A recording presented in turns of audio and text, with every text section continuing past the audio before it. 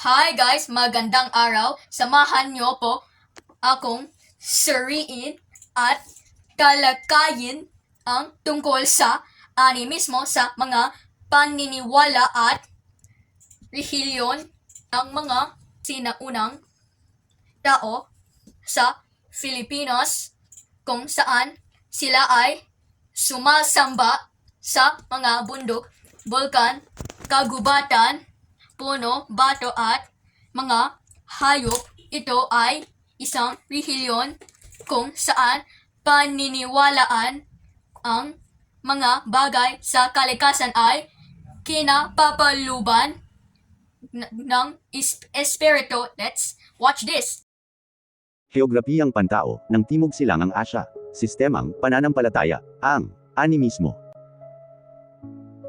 Bago pa dumating ang iba't ibang organisadong relihiyon tulad ng Hinduismo, Budismo, Islam, at Kristyanismo. Noon pa man ay may katutubong paniniwala na ang mga Asyano sa ating rehiyon at ito ang animismo. Ano nga ba ang animismo?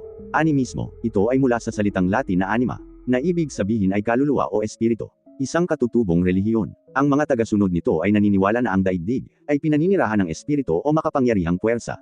Ito ay isang malawakang relihiyong pinaniniwalaan ng mga katutubo sa Timog Silangang Asya. Ang mga espiritu o mga anito ay kinakatawan ng mga elemento ng kalikasan, tulad ng mga bundok, ilog, puno, at iba pa. Sa Pilipinas mayroon diwata, nuno sa punso, Nat sa Myanmar at Phi sa Laos.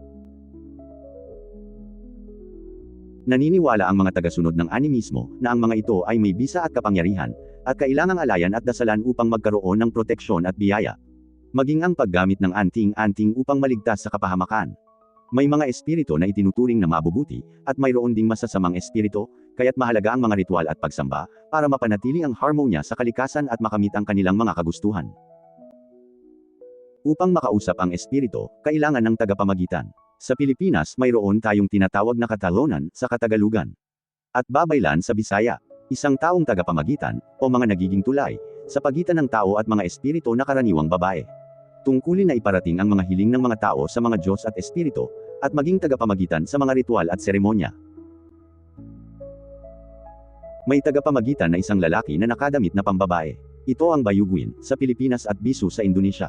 Ang pagkakaroon ng katangian ng parehong kalalakihan at kababaihan ay nagbibigay sa kanila ng espesyal na kakayahan sa pagpapahayag ng mga panalangin at pagsamba. Ang kanilang katangian ay pinaghalong kalalakihan at kababaihan.